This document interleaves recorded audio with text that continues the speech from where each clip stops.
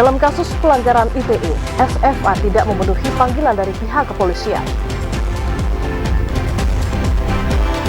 Belasan korban banjir di kawasan Kenali Kota Baru Jambi dilakukan pemeriksaan kesehatan. Ketersediaan hewan kurban di Kabupaten Baru Jambi terbatas karena dipengaruhi kelengkapan surat keterangan kesehatan hewan.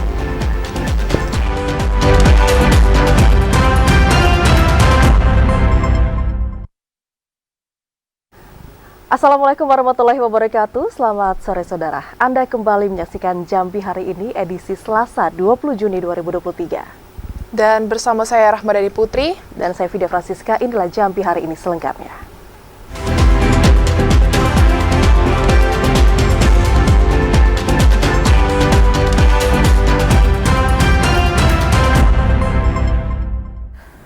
Saudara, dalam pelanggaran Undang-Undang ITE, upaya mediasi antara SFA dan juga selebgram DC tidak terrealisasi karena SFA tidak memenuhi panggilan dari pihak kepolisian. Subdit 5 Cyber di Treskrimsus Polda Jambi mengupayakan mediasi antara SFA dengan Debi, seorang selebgram yang dilaporkan dugaan kasus ITE. Surat pemanggilan kepada keduanya telah dilayangkan pada Senin kemarin. Namun hingga Senin siang, upaya mediasi belum terrealisasi. SFA sebagai pelapor tidak memenuhi panggilan dari pihak kepolisian. Karena itu polisi melanjutkan proses penyelidikan. Pemeriksaan unsur pelanggaran ITE tetap dilanjutkan polisi. Sejumlah saksi ahli sudah diperiksa terkait pemeriksaan unsur pelanggaran pada kasus tersebut. Pada hari ini kita agendakan mengundang kedua belah pihak, baik pelapor maupun terlapor untuk hadir di ruangan Subdit Cyber. Rencana kita akan mempertemukan, namun tadi pada pukul 10 tadi saudara terlapor hadir, namun yang pelapor sampai dengan saat ini belum hadir. Meski SFA tidak hadir, namun polisi bakal kembali melayangkan surat pemanggilan kedua. Ari Haryono, TVRI Jambi melaporkan. Selain itu, pemirsa, Kejati Jambi memastikan akan memeriksa seluruh harta kekayaan para tersangka kasus gagal bayar surat utang jangka menengah atau medium term note PT San Prima Nusantara tahun 2017 hingga 2018. Pemeriksaan harta kekayaan itu dilakukan untuk memastikan tidak adanya pencucian uang dari kasus perkara itu. Kejaksaan Tinggi Jambi Elan Suherlan memastikan akan memeriksa seluruh harta kekayaan para tersangka kasus gagal bayar surat utang jangka menengah PT Sun Prima Nusantara tahun 2017-2018. Pemeriksaan harta kekayaan itu dilakukan untuk memastikan tidak adanya pencucian uang dari aliran dana kasus perkara tersebut. Dalam kasus itu, negara mengalami kerugian hingga mencapai 310 miliar rupiah. Penyidik Kejaksaan Tinggi Jambi telah menyita aset uang senilai 23 miliar rupiah lebih. Uang itu disita penyidik dari mantan Direktur Bank 9 Jambi, Yunsak El Hakon, yang merupakan salah satu dari 4 tersangka. Selain menyita uang tunai, penyidik juga turut menyita 1 unit tanah dan bangunan di Discovery Eola Blok F nomor 1, Kelurahan Parigi, Kecamatan Pondok, Kota Tangerang Selatan. Rumah yang disita itu ditaksir mencapai 7 miliar rupiah. Kita cari semua. Nah, sekarang yang kita dapatkan itu, mana yang kita dapat duluan, mana yang kita ambil. Ya, tapi gitu. Pak El Hakon sebagai konseptor perkara, Pak. Apa? Konseptor dari perkara ini dari Pak El Hakon semuanya. Ya itu nanti bersama-sama aja, bukan nggak pilah-pilah ya, enggak kita. Karena ini yang kita dapat, ya itu yang kita, yang ada yang kita hasil aset tracingnya, pencariannya kita dapat, ya itu yang kita ambil. 3 tersangka saat ini masih menjalani penahanan di Lapas Jambi. Meski perkara masih dalam pemberkasan, namun sejumlah saksi telah diperiksa untuk mempercepat berkas perkara agar segera dipersidangkan. Ashar, TVRI Jambi melaporkan. Kita ke sorotan lainnya, saudara. Belasan korban banjir di kawasan Kendali, Kecamatan Kota Baru, Kota Jambi dilakukan pemeriksaan kesehatan. Dan hasil pemeriksaan, mayoritas masyarakat mengalami gejala hipertensi. Tim Kesehatan Kota Jambi melakukan pemeriksaan kesehatan ke sejumlah warga yang terdampak banjir pada Senin kemarin. Pemeriksaan kesehatan yang dilakukan di kawasan Kenali, Kecamatan Kota Baru Jambi itu dilakukan untuk memastikan kondisi kesehatan masyarakat. Satu persatu korban banjir dilakukan pemeriksaan kesehatan oleh petugas. Tim Kesehatan Kota Jambi, Deki Noviarman mengatakan, dari hasil pemeriksaan, mayoritas masyarakat mengalami gejala hipertensi atau memiliki tekanan darah tinggi. Korban banjir yang memiliki tekanan darah tinggi langsung diberikan obat oleh petugas kesehatan. Untuk disediakan tenda darurat, dan juga dicek kesehatannya di tenda darurat. Dari hasil pantauan cek kesehatan ini gejala paling tinggi apa nih, Mas? Kita baru dapat itu hipertensi. Banjir yang melanda Kota Jambi pada Senin kemarin mengakibatkan ratusan rumah masyarakat terendam banjir. Hujan deras dan penyepitan saluran air menjadi penyebab terjadinya banjir di sejumlah kawasan dalam Kota Jambi. Ashar TVRI Jambi melaporkan. Sementara itu, Saudara, pemberantasan aktivitas pertambangan emas ilegal terus dilakukan jajaran Polda Jambi. Hingga awal Juni tahun 2023, jajaran Polda Jambi mengungkap 30 kasus peti dengan 71 tersangka. Aktivitas pertambangan emas ilegal masih marak dilakukan oleh sebagian masyarakat Provinsi Jambi. Selain merusak, aktivitas peti juga mencemari lingkungan. Upaya pemberantasan peti terus dilakukan Polda Jambi beserta jajaran. Berdasarkan data dari Subdit 4 Tipiter Ditreskrimsus Polda Jambi, hingga awal Juni 2023, jajaran Polda Jambi mengungkap 30 kasus peti dengan 71 tersangka. Meski kerap ditindak, namun upaya pemberantasan aktivitas tambang ilegal itu kerap mendapat perlawanan dari masyarakat sekitar lokasi. Kalau untuk penolakan karena kita menangkap illegal mining ada di beberapa tempat, contohnya kemarin ada di wilayah Merangin, itu kita mengamankan beberapa tersangka dan barang bukti. Pada saat kita keluar, kita hampir diadang oleh beberapa warga desa setempat, karena emang ya kita tahu emang seperti mining ini itu mereka kerja ya urusannya dengan urusan perut. Peti menjadi satu dari 5 kasus isu lingkungan yang terus disorot. Peti kerap merusak dan mencemari lingkungan. Kandungan merkuri saat proses peleburan emas merusak kandungan kadar sungai dan ekosistemnya. Selain itu, aktivitas peti juga membahayakan nyawa manusia. Ari Haryono, TVRI Jambi melaporkan. Saudara, pelaksanaan penerimaan peserta didik baru saat ini sudah dimulai. Setiap lembaga pendidikan diharapkan dapat memaksimalkan pelayanan PPDB sesuai dengan aturan tanpa ada pungutan biaya pendaftaran. Kepala Bidang Pendidikan Dasar Dinas Pendidikan dan Kebudayaan Batanghari Adi Saputra mengatakan, PPDB pada tahun ajaran baru 2023-2024 di tingkat SD dan SMP negeri maupun swasta telah dimulai. Baik PPDB menggunakan sistem online maupun offline. Sesuai aturan, PPDB masih menerapkan sistem 90% zonasi, sehingga sekolah wajib memprioritaskan menerima siswa yang berdomisili pada radius zona terdekat dari sekolah. Selama proses pendaftaran berlangsung, pihak sekolah sama sekali tidak diperkenankan melakukan pungutan biaya dalam bentuk apapun. Orang tua atau wali murid diminta melaporkan kepada OPD terkait apabila terdapat pungli di sekolah. Zonasi, kadang ada orang tua siswa yang pengen lihat pindah sekolah yang pada zonanya berbeda gitu. Nah, itu aja permasalahannya. Kalau untuk pembiayaan, kami tidak mengungut biaya. Di Kabupaten Batanghari, terdapat 204 SD dan 36 SMP negeri yang akan melaksanakan PPDB, baik dengan sistem online maupun sistem offline. Ade Juniawan, TVRI Jambi melaporkan. Saudara, pemerintah Provinsi Jambi akan melakukan intervensi harga antisipasi lonjakan jelang Idul Adha. Informasi selengkapnya akan kami hadirkan sesaat lagi, tetaplah di Jambi hari ini.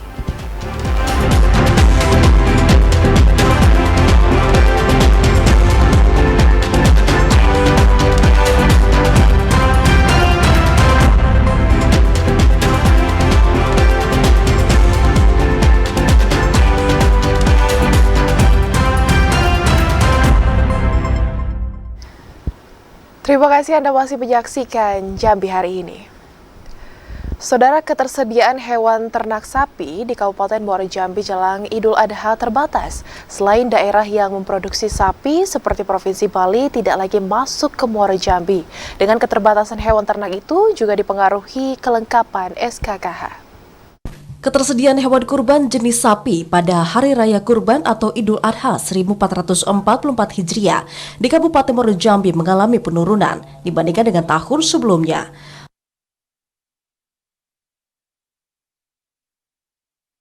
Salah seorang penjual hewan kurban, Sri Arnita, mengatakan untuk mendapatkan hewan kurban dari daerah produksi sangat sulit. Biasanya sapi untuk kurban didatangkan dari daerah Lampung dan Bali, namun pada saat ini hanya didapatkan dari Provinsi Lampung. Selain itu, sapi yang didatangkan juga harus memiliki surat keterangan kesehatan hewan. Kebijakan itu dilakukan untuk mencegah penularan penyakit mulut dan kuku. Dan tak hanya itu saja, pada tahun ini harga hewan kurban jenis sapi dari daerah produksi juga mengalami kenaikan yang signifikan. Sebelumnya hewan kurban hanya 10 hingga 11 juta rupiah per ekornya, namun saat ini naik menjadi 14 hingga 16 juta rupiah per ekor. Dari Bali, kemudian dari Kupang, kemudian dari Lampung. Tapi untuk tahun ini menurut saya agak sulit ya untuk mendapatkan itu karena ada lalu lintas akan dibatasi ya karena adanya penyakit PMK dan LSD. Jadi tidak gampang untuk bisa mendapatkan. Para penjual hewan kurban mengaku hingga saat ini belum ada lonjakan pembelian hewan kurban. Kondisi ini juga diduga karena adanya kenaikan harga hewan kurban dan menurunnya harga TBS sawit. Azam Afnan, TVRI Jambi melaporkan.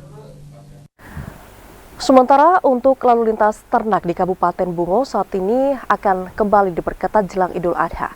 Hewan kurban yang didatangkan dari luar daerah harus dilengkapi surat keterangan sehat dari dokter hewan. Dinas Peternakan dan Perikanan Kabupaten Bungo akan melakukan pengawasan lalu lintas hewan ternak jelang Hari Raya Idul Adha 1444 Hijriah, terutama pada saat masuk dan keluar dari Kabupaten Bungo. Kepala Dinas Peternakan dan Perikanan Kabupaten Bungo, Kuswed Iqmal, mengatakan hewan ternak yang didatangkan dari luar daerah pada tahun ini harus dilengkapi surat keterangan sehat dari dokter hewan maupun dari otoritas daerah setempat. Hewan ternak yang keluar masuk dalam Kabupaten Bungo juga harus dalam kondisi yang sehat. Aturan tersebut dilakukan untuk bisa mencegah terjadinya wabah PMK dan penyakit hewan ternak lainnya. Itu tetap, itu kan ada aturan membawa ternak baik keluar maupun dari luar ke dalam daerah. Itu ada ketentuan. Apalagi dengan kasus PMK kemarin sehingga pemeriksaan itu lebih ketat. Pemberian izin atau rekomendasi itu pasti ada persyaratan. Kuswen Iqmal menghimbau agar masyarakat yang membeli hewan kurban untuk lebih teliti dalam membeli hewan kurban. Mukriandi, TVRI Jambi melaporkan. Saudara, jelang Idul Adha 1444 Hijriah, sejumlah harga bahan pokok di sejumlah pasar tradisional dalam kota Jambi mulai meningkat. Untuk mengantisipasi terjadinya lonjakan harga, pemerintah Provinsi Jambi akan melakukan intervensi harga melalui pasar murah. Sejumlah harga bahan pokok jelang Idul Adha 1444 Hijriah mulai meningkat. Peningkatan harga itu karena tak sebandingnya jumlah pasokan dengan permintaan konsumen. Sejumlah bahan pokok yang mengalami lonjakan harga seperti beras, bawang merah, dan cabai merah. Harga cabai merah saat ini mencapai Rp20.000 per kilogram dari harga sebelumnya hanya Rp16.000 per kilogram. Kepala Biro Perekonomian Setda Provinsi Jambi, Johansyah, mengatakan untuk mengantisipasi terjadinya lonjakan harga, pemerintah Provinsi Jambi akan melakukan intervensi harga melalui pasar murah. Dan ini kita akan lakukan intervensi kepada beberapa pasar, yaitu pasar Talang Banjar, pasar Angsuduo, dan pasar yang ada di Kabupaten Bungo. Karena itu adalah 3 daerah yang memang menjadi penilai inflasi. Lebarannya aman ya? Johansyah minta dinas terkait untuk mengontrol harga kebutuhan pokok di pasar. Jika harga bahan pokok masih belum terkendali, maka akan berdampak terhadap tingginya angka inflasi pada Juni 2023. Joko, TVRI Jambi melaporkan. Sementara jelang Hari Raya Idul Adha, saudara, harga cabai di Kabupaten Kerinci mengalami penurunan dan hal tersebut dipengaruhi karena berlimpahnya pasokan dari para petani. Satu pekan menjelang Hari Raya Idul Adha tahun 2023, harga kebutuhan pokok seperti cabai merah di pasar tradisional Kabupaten Kerinci menurun. Sebelumnya cabai merah dijual di harga Rp16.000 per kilogram, turun menjadi Rp13.000 per kilogram. Turunnya harga cabai merah sudah berangsur sejak 1 bulan yang lalu. Penurunan itu dipengaruhi berlimpahnya pasokan cabai dari petani, sehingga terjadi penumpukan pasokan cabai di tingkat pedagang. Salah seorang pedagang Zaidul mengatakan harga cabai merah berangsur mengalami penurunan sejak 1 bulan lalu. Untuk kenaikan harga hanya terjadi pada kebutuhan pokok, seperti bawang merah Brebes yang sebelumnya dijual dengan harga Rp10.000 naik menjadi Rp13.000 per kilogram. Harga barang atau ada yang mengalami kenaikan? Harga cabai turun. Kemarin hari Minggu belanja sama tani 13. Bawang Brebes naik 13 kemarin hari Minggu. Kalau untuk cabai sebelumnya berapa, Pak? Sebelum turun berapa harganya? Ini ada kemarin cabai ini ada agak mending, kemarin ada 10.000. Meski harga sejumlah kebutuhan pokok menurun, namun tidak mempengaruhi daya beli masyarakat. Ilwan TVRI Jambi melaporkan. Kita memasuki segmen menuju pemilu 2024 pemirsa. Setelah dipangkas oleh TAPD Kabupaten Tebo, Bawaslu hanya memiliki dana 9, miliar rupiah untuk anggaran Pilkada 2024. Sebelumnya KPU Tebo mengusulkan anggaran 15 miliar rupiah untuk Pilkada 2024. Bawaslu Kabupaten Tebo saat ini hanya memiliki dana 9,5 miliar rupiah untuk anggaran Pilkada 2024. Anggaran itu berkurang dari setelah tim anggaran pemerintah daerah atau TAPD Kabupaten Tebo memangkas anggaran yang diusulkan Bawaslu Tebo. Sebelumnya, Bawaslu Tebo mengusulkan anggaran 15 miliar rupiah untuk anggaran Pilkada 2024. Ketua Bawaslu Tebo Paridatul Husni mengatakan, usulan anggaran yang dipangkas itu diantaranya biaya konsumsi, biaya tatap muka, dan juga biaya lainnya. Meski telah dipangkas, namun jumlah anggaran itu belum final karena TAPD Tebo akan membawa usulan anggaran itu ke tim Banggar DPRD Kabupaten Tebo sebelum ketok palu APBD tahun 2023. Paridatul Husni berharap anggaran pilkada yang sudah dipangkas tidak dipangkas kembali oleh tim Banggar DPRD Tebo. Penyusutan cuma ada di dalam daerah pertemuan tentunya, dari alokasi pertemuan yaitu akomodasi tentunya di situ sama snack makan gitu, itu kan konsumsi ya. Konsumsi itu beda antara Bawaslu Kemenku Menteri Keuangan dengan di tingkat daerah. Datul Husni menambahkan, meski dipangkas, namun anggaran 9,5 miliar rupiah itu meningkat jika dibandingkan pada pilkada sebelumnya, hanya 3,5 miliar rupiah. Berbeda dari pilkada sebelumnya, pada pilkada tahun 2024, Bawaslu Tebo mempunyai panitia tempat pemungutan suara atau PTPS. Intizam TVRI Jambi melaporkan.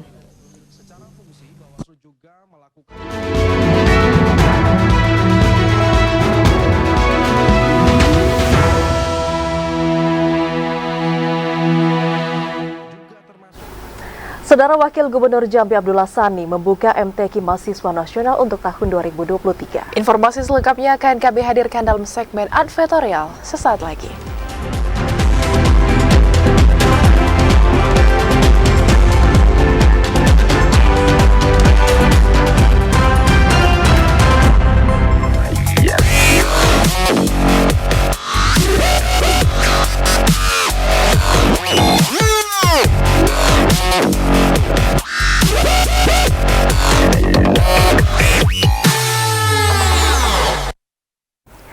Anda kembali bersama kami di Jambi hari ini dalam segmen editorial.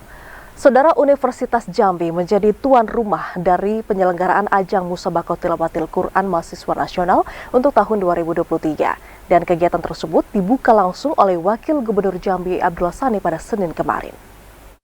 Pembukaan MTQ Mahasiswa Nasional tahun 2023 di Gedung Balerung Universitas Jambi ditandai pemukulan beduk oleh Wakil Gubernur Jambi Abdullah Sani. Wakil Gubernur Jambi Abdullah Sani mengapresiasi Unja yang telah menggelar kegiatan MTQ Mahasiswa Nasional tahun 2023.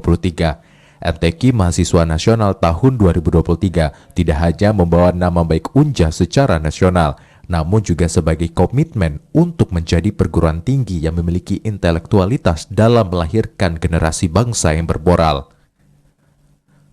Warahmatullahi wabarakatuh. Pagi hari ini alhamdulillah kita telah bersama-sama mengikuti pembukaan dan usaha Bapak Tilawatul Quran Mahasiswa tingkat nasional di tahun 2023 ini yang dilaksanakan oleh Universitas Jambi. Alhamdulillah sama-sama kita dengarkan tadi, kita saksikan bahwa usaha Bapak Tilawatul Quran diikuti oleh sekitar 19 dari program di Indonesia ini, dari Jawa, dari Barat, dari Timur, Sumatera, bahkan Aceh, Medan.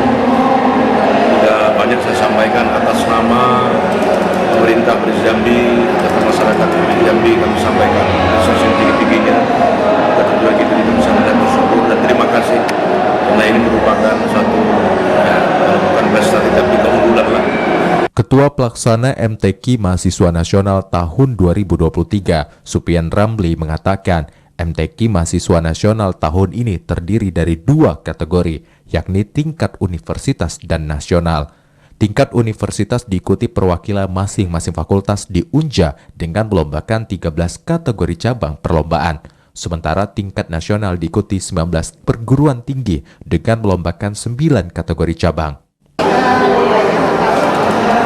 Ya, terima kasih. Jadi memang sebenarnya bukan hari ini saja, kita sudah mulai hampir sebulan yang lalu, mulai dari panitia, pendaftaran dan lain-lain. Jadi yang datang ke sini, yang hadir di sini adalah para finalisnya. Kalau pesertanya itu lebih dari 600 peserta semua cabang kemarin itu. Bahkan yang terbanyak itu di Tartil itu kita lebih cepat 4 hari menutup supaya nggak sanggup lagi kalau kebanyakannya.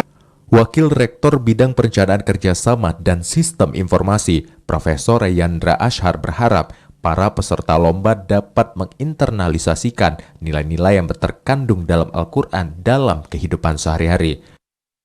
Mardan Junaidi, TVRI Jambi melaporkan. Kita beralih ke informasi selanjutnya, pemirsa. Wakil Bupati Syafruddin Dwi Aprianto membuka rakor high level meeting tim pengendalian inflasi daerah Kabupaten Bungo. Selain meningkatkan kerjasama, pengendalian inflasi juga dapat dilakukan melalui peningkatan sinergitas antar daerah. Wakil Bupati Syafruddin Dwi Aprianto membuka high level meeting pengendalian inflasi daerah Kabupaten Bungo bersama Bank Indonesia. Kegiatan yang mengusung tema sinergi pengendalian inflasi dan peningkatan ketahanan pangan tersebut bertujuan untuk bisa memastikan ketersediaan harga dan bahan pangan stabil dan juga mencukupi. Wakil Bupati Bungo Syafruddin Dwi Aprianto mengatakan, sesuai dengan tema high level meeting, pemerintah Kabupaten Bungo wajib menerapkan strategi 4K dalam pengendalian inflasi, yakni keterjangkauan harga, ketersediaan pasokan, kelancaran distribusi dan komunikasi yang efektif. 4 strategi tersebut wajib dilakukan dalam pengendalian inflasi. Terlebih dalam waktu dekat akan memasuki hari besar keagamaan yakni Hari Raya Idul Adha 1444 Hijriah. Biasanya peringatan Hari Besar Keagamaan identik dengan peningkatan kebutuhan komoditas bahan pokok. Syafruddin Dwi Aprianto meminta semua unsur TPID di Kabupaten Bungo untuk meningkatkan kerjasama dan berkomitmen sesuai dengan tugas pokok dan fungsinya masing-masing. Kita melaksanakan kegiatan high level meeting untuk semester 1 tahun 2003 TPID Bungo. Alhamdulillah tadi dihadiri oleh banyak pihak, tidak hanya OPD kami, tetapi juga dari Bulog, kemudian juga dari BPS, dan yang spesial juga dirangsung oleh Kepala Bank Indonesia Bapak Lanja Pak Hermanto. Nah, kita bersyukur angka kita relatif rendah Pak ya, 0,15%, tetapi tidak boleh buat kita puas. Kita tetap berupaya keras agar inflasi bisa sama-sama kita kendalikan. Tentu itu butuh sinergi kolaborasi dengan semua pihak. Dan tadi juga kita cek bagaimana kondisi kita hari ini, kita identifikasi kontributor terbesar yang selama ini menjadi penyumbang inflasi dan itu kita antisipasi. Termasuk kita juga melaksanakan kecamatan daerah. Selain pemaparan data dan inflasi Kota Muarbungu pada Mei 2023 yang berada di angka 0,15%, pada kegiatan tersebut juga turut dilakukan pemaparan dan pembahasan terhadap sumbangan beberapa komoditas yang mempengaruhi terjadinya inflasi, yakni daging ayam ras, rokok kretek filter, beras, telur ayam ras, dan bawang merah. Mukriandi, TVRI Jambi, melaporkan. Kita ke sorotan lainnya, Saudara. Penjabat Bupati Sarolangun Bahril Bakri mengunjungi objek wisata di pemandian Sungai Batu Putih, Desa Pasar Singkut, Kecamatan Singkut.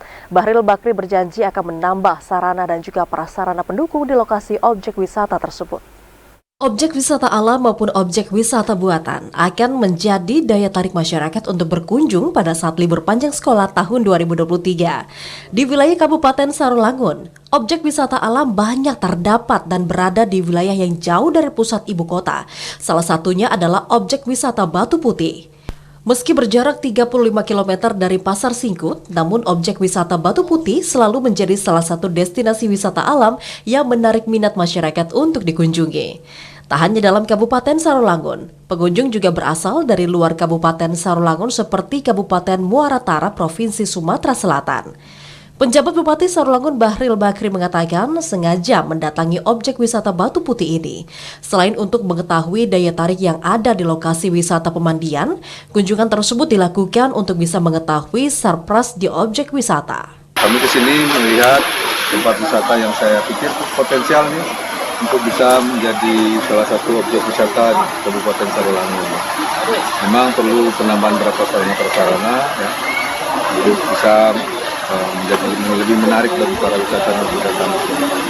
Saya lihat senang ada juga yang datang dari jauh di luar kecamatan ya, jadi dari Pau dan juga banyak yang ini kan dalam rangka liburan ya, banyak yang hadir datang sini untuk berenang. Dari hasil kunjungan, Bahril Bakri menjelaskan potensi wisata Batu Putih sangat menjanjikan, namun belum diimbangi dengan sarana dan prasarana yang pendukung.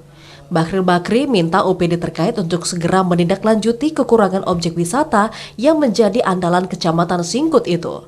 Edu Kusnadi, TVRI Jambi melaporkan. Saudara, Dinas Ketahanan Pangan Provinsi Jambi bersama pemerintah Kabupaten Tebo menggelar gerakan pangan murah. Kegiatan itu bertujuan untuk meringankan beban masyarakat dalam memenuhi kebutuhan bahan pokok jelang Hari Raya Idul Adha. Gerakan pangan murah merupakan salah satu upaya yang dilakukan pemerintah daerah untuk membantu kebutuhan dan ketersediaan pangan masyarakat. Tak hanya itu, gerakan pangan murah juga merupakan salah satu langkah pemerintah daerah untuk mengendalikan tingkat inflasi. Hal itu dikatakan penjabat Bupati Tebo Aspan pada saat meninjau gerakan pangan murah yang digelar oleh Dinas Ketahanan Pangan Provinsi Jambi dan pemerintah Kabupaten Tebo. Pada kegiatan yang digelar di halaman Dekranasda Kabupaten Tebo itu, berbagai kebutuhan pokok seperti beras, gula, minyak goreng, cabai merah, bawang merah dan juga bawang putih dijual dengan harga yang lebih murah. Aspan berharap tim Satgas Pangan dan PPID Tebo terus memantau pasokan dan harga pangan di pasaran. Mencegah terjadinya inflasi di Provinsi Jambi. Mereka turun ke kabupaten dan di Kabupaten Tebo ini kita tempatkan di sini. Merupakan salah satu upaya mereka. Apalagi dalam rapat inflasi kemarin Pak Menteri dan Menteri sudah menegaskan bahwa kita akan menghadapi Hari Raya Idul Adha. Nah ini kepada tim Satgas diingatkan agar dalam rangka Hari Raya Idul Adha ini jangan sampai nanti harga pangan ini melonjak sehingga inflasi naik lagi. Kepala Dinas Ketahanan Pangan Kabupaten Tebo, M. Ziyadi mengatakan, gerakan pangan murah itu akan digelar secara berkelanjutan. Kegiatan dilakukan untuk mendukung masyarakat dalam mendapatkan kebutuhan pokok sehari-hari, mulai dari beras, minyak goreng, gula, dan juga kebutuhan pokok lainnya. Dibantu oleh rekan-rekan Dinas Ketahanan Pangan Provinsi, mengalokasikan kami satu titik yaitu di pasar pangan murah di Kabupaten Tebo dan kami laksanakan hari ini. Walaupun secara nasionalnya di launching itu pada tanggal 26 Juni. Kami mendahului. Nah, adapun bahan pokok yang kami laksanakan pada hari ini itu sebenarnya melihat tren di pasar. Pada gerakan pangan murah itu, bawang putih dijual di harga Rp33.000 per kilogram, bawang merah Rp26.000 per kilogram, dan cabai merah di harga Rp22.000 per kilogramnya.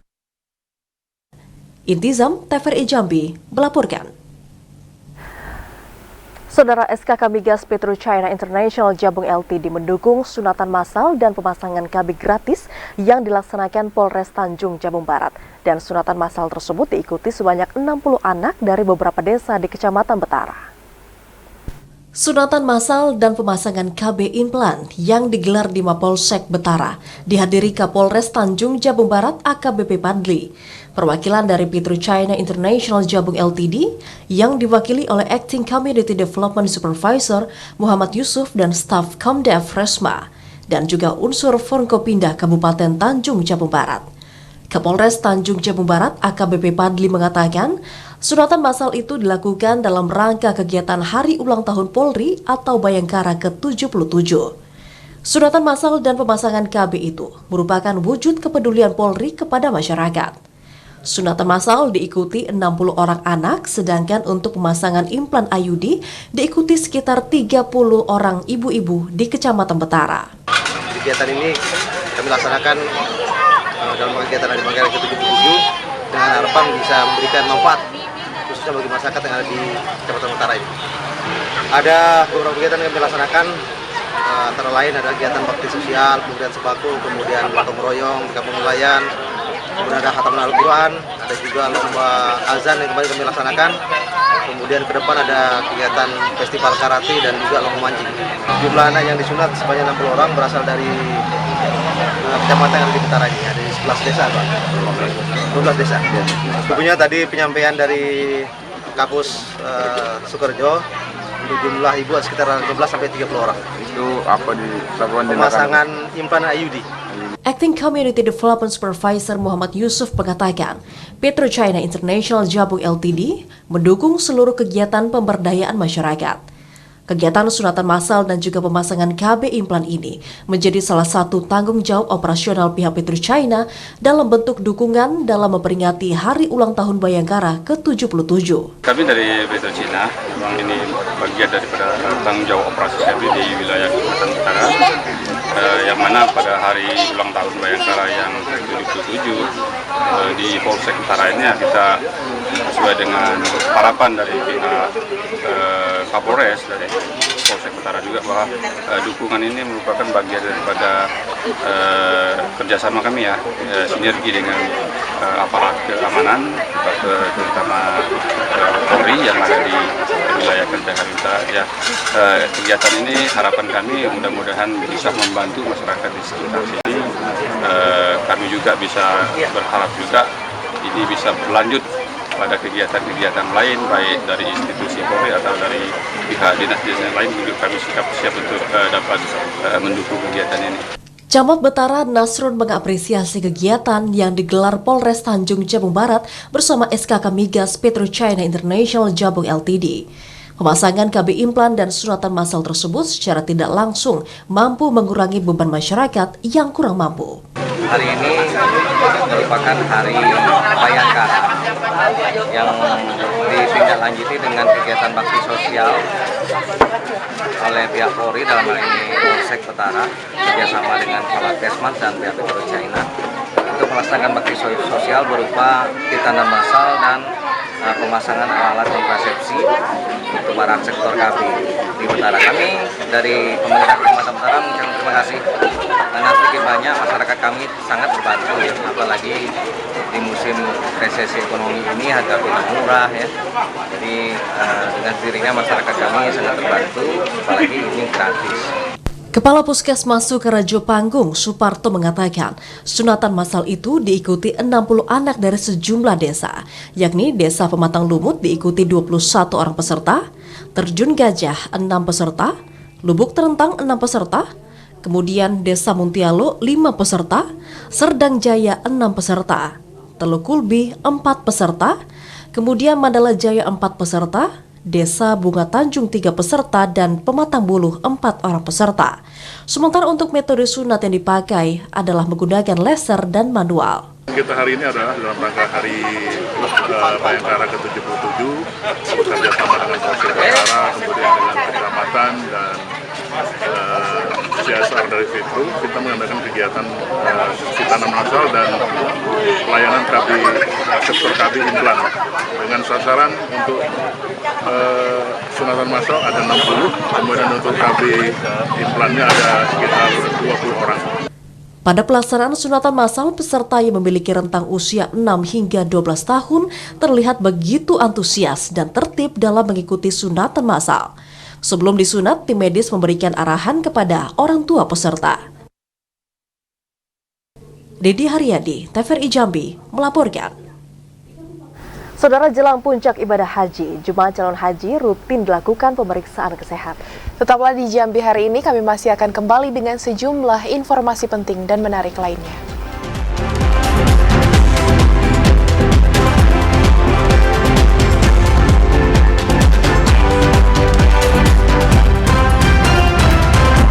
Labbaik Allahumma labbaik لبيك لا شريك لك لبيك إن الحمد والنعمة لك والملك لا شريك لك. Terima kasih Anda masih setia menyaksikan Jambi hari ini dalam segmen Info Haji 2023. Saudara, pemeriksaan kesehatan terhadap jemaah calon haji rutin dilakukan. Cek kesehatan itu dilakukan untuk memastikan kesehatan jemaah jelang puncak ibadah haji. Satu pekan menjelang puncak pelaksanaan ibadah haji 1444 Hijriah, kesehatan para jemaah calon haji terus dipantau. Pemeriksaan kesehatan bagi jemaah calon haji dilakukan setiap hari oleh para petugas kesehatan haji. Para jemaah haji yang terkena penyakit serius langsung ditangani di Klinik Kesehatan Haji Indonesia. Pemeriksaan kesehatan yang dilakukan petugas terhadap jemaah meliputi cek tekanan darah, nadi, pernafasan, dan suhu tubuh. Pemeriksaan kesehatan yang dilakukan petugas tanpa batas waktu, bahkan petugas langsung mendatangi kamar para jemaah calon haji untuk bisa memastikan kesehatan jemaah. Berdasarkan kesehatan petugas kesehatan kelompok terbang 23, bagi jemaah calon haji yang tekanan darah tinggi maupun penurunan kondisi fisik dianjurkan untuk beristirahat di tempat penginapan dan diberikan vitamin. Hingga saat ini hanya satu jemaah calon haji yang masih menjalani perawatan medis di Klinik Kesehatan Haji Indonesia. Jemaah calon haji yang dirawat tersebut diharapkan dapat diberikan kesembuhan hingga kembali bergabung dengan jemaah calon haji Kloter 23. Azam Afnan, TVRI Jambi, melaporkan. Labbaik Allahumma labbaik labbaik la syarika lak labbaik innal hamda wan ni'mata lak wal mulk la syarika lak. Kita ke sorotan lainnya, Saudara. Gubernur Jambi Al-Haris membuka rapat kerja tahunan Korpri untuk tahun 2023. Dan pada kegiatan tersebut turut dilakukan penyerahan santunan program jaminan kematian dari BPJS Ketenagakerjaan Cabang Jambi kepada sejumlah ahli walis anggota Korpri. Gubernur Al-Haris mendorong Korps Pegawai Republik Indonesia atau Kopri Provinsi Jambi agar mampu berkontribusi memberikan kesejahteraan bagi anggotanya. Penekanan itu disampaikan Gubernur Al-Haris saat membuka rapat kerja tahunan Kopri Provinsi Jambi tahun 2023. Al-Haris mengatakan, sebagai satu-satunya wadah untuk menghimpun seluruh pegawai Republik Indonesia, Kopri harus menjadi penggerak dan pendorong kesejahteraan pegawai. Langkah strategis pemajuan Kopri sudah harus dilakukan untuk menjamin kepentingan dan pemenuhan hak-hak anggotanya dapat terlaksana dengan baik. Pemajuan Kopri dapat dilakukan para pengurus dengan membangun sinergi antar seluruh stakeholder, baik secara internal maupun eksternal. Al-Haris mengapresiasi Kopri Provinsi Jambi yang sejauh ini telah menjalin kerjasama dengan BPJS Ketenagakerjaan. Hasil kerjasama itu mampu memberikan dampak positif bagi seluruh anggota Kopri untuk mendapatkan santunan kematian. Maka ini penting, kami meminta terus pada semua anggota Kopri Jambi ini agar terus meningkatkan santunannya, kalau bisa lebih dari itu, ya, agar wadah ini bisa mampu memberikan kesejahteraan kepada anggota Kopri itu sendiri. Ya, Pada kegiatan itu, Gubernur Al-Haris secara simbolis menyerahkan santunan program jaminan kematian dari BPJS Ketenagakerjaan Cabang Jambi kepada sejumlah ahli waris anggota Kopri. Masing-masing ahli waris mendapatkan total manfaat senilai 42 juta rupiah. Randy Arta, TVRI Jambi, melaporkan. Sementara itu, Saudara, Pemkab Batanghari mengajukan program sekolah tuntas kepada Kemendikbudristek RI. Program itu sebagai upaya peningkatan mutu pendidikan di Kabupaten Batanghari. Kepala Dinas Pendidikan dan Kebudayaan Kabupaten Batanghari Zulfadli mengatakan, pada tahun 2023 pihaknya telah mengajukan program sekolah tuntas kepada Ditjen Riset dan Teknologi Kemendikbudristek Republik Indonesia. Nantinya dengan program itu, pemerintah Kabupaten Batanghari akan melakukan upaya peningkatan kualitas fasilitas sekolah, seperti perbaikan ruang kelas, melengkapi ruang laboratorium, perpustakaan, UKS, ruang teknologi informasi komunikasi, dan ruang guru. Salah satu syarat sekolah yang dapat melakukan program itu, yakni telah memenuhi dokumen data pokok pendidikan atau Dapodik. Di 2023 insya Allah kita sudah mengajukan program sekolah tuntas apa yang dicanangkan oleh Kementerian Pendidikan, Riset dan Teknologi. Mudah-mudahan tahun 2023 beberapa sekolah sudah menjadi sekolah tuntas. Zulfadli menambahkan, program sekolah tuntas memiliki tujuan untuk meningkatkan mutu pendidikan di Kabupaten Batanghari, mulai dari jenjang TK, SD hingga SMP.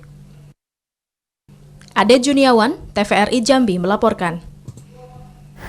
Saudara, satu jemaah calon haji asal Provinsi Bengkulu yang tergabung dalam kloter 2 meninggal dunia. Informasi selengkapnya akan kami hadirkan sesaat lagi, tetaplah di Jambi hari ini.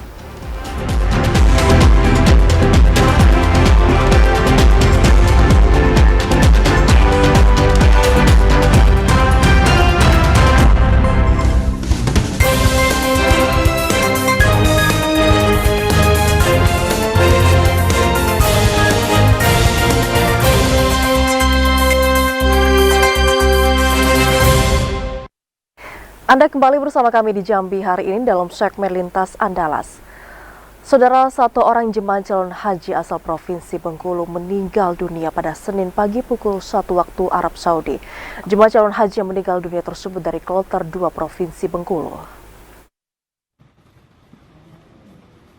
Kabar meninggalnya satu jemaah calon haji asal Desa Tapak Gedung, Kabupaten Kepahyang di Arab Saudi dikonfirmasi oleh Kementerian Agama Provinsi Bengkulu.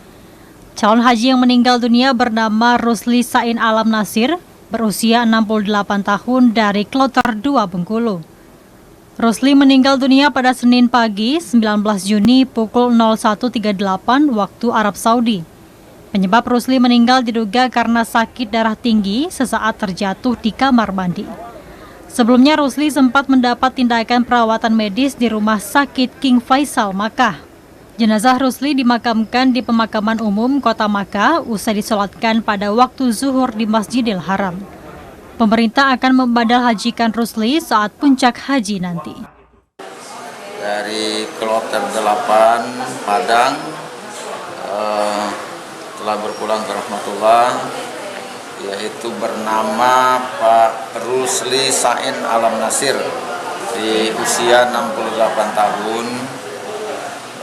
Meninggal pada pukul 1.38 menit waktu Arab Saudi.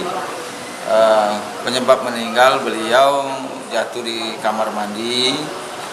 Jemaah ini berasal dari Desa Tapak Gedung, yaitu Kabupaten Kepahyang. Rusli sendiri berangkat ke Tanah Suci untuk menunaikan ibadah haji bersama sang istri. Nantinya seluruh koper dan barang milik Rusli akan dipulangkan berbarengan dengan waktu kepulangan calon haji kloter kedua. Lucia Mengsari, TVRI Bengkulu, melaporkan. Sementara itu, saudara, jemaah calon haji embarkasi Padang yang tergabung dalam kloter 16 saling membantu jemaah calon haji lansia. Upaya itu dilakukan untuk meningkatkan rasa solidaritas dan kerjasama antar jemaah calon haji. Jemaah calon haji yang berusia lebih dari 65 tahun di Indonesia pada pelaksanaan haji 1444 Hijriah mencapai lebih kurang 67.000 atau sekitar 30%. Mengedepankan tagline Haji Ramah Lansia, seluruh jemaah lainnya diajak bekerja sama untuk saling membantu jemaah calon haji lansia. Khusus untuk jemaah haji embarkasi Padang Kloter 16 yang berasal dari pesisir selatan, 117 jemaah yang berangkat, 60 diantaranya ialah lansia dan 20 diantaranya menggunakan kursi roda.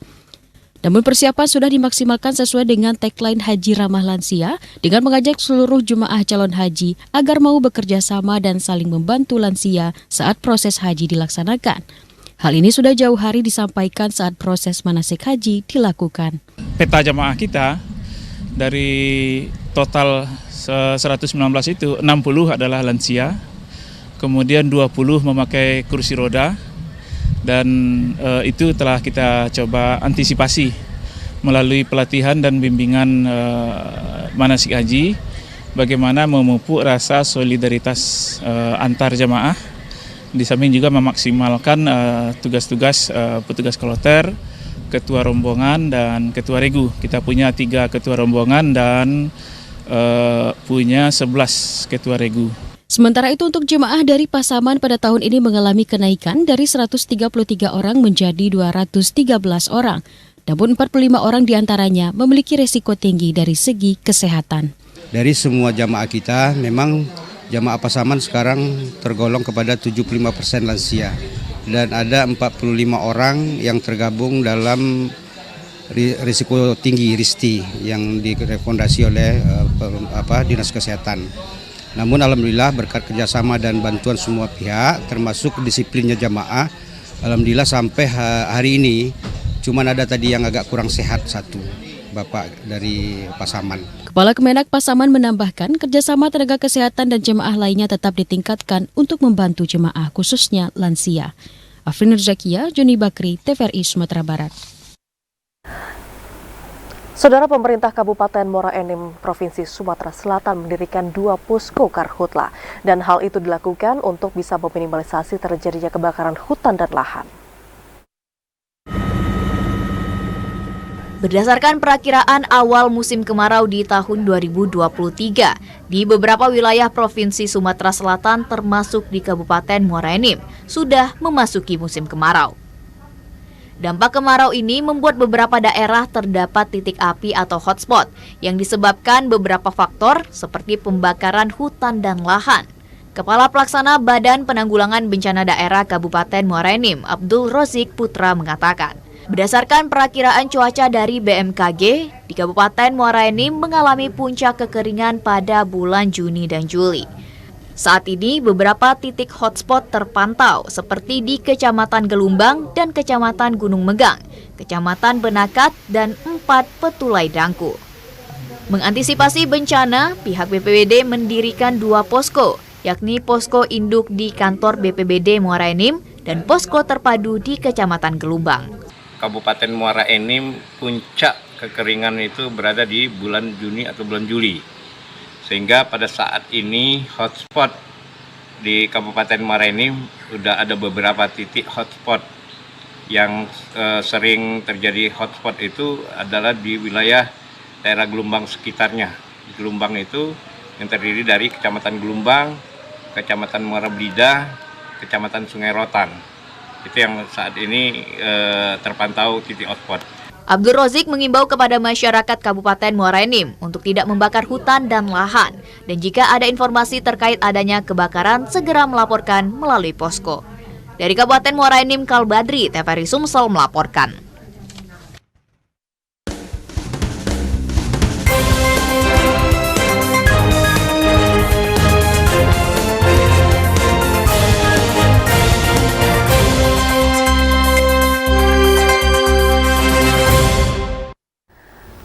Dan informasi tadi saudara sekaligus menutup perjumpaan kita di Jambi hari ini. Terima kasih atas perhatian dan juga kebersamaan Anda. Saya Vidya Francisca. Dan saya Rahmadani Putri bersama kerabat kerja yang bertugas pamit undur diri. Wassalamualaikum warahmatullahi wabarakatuh dan sampai jumpa.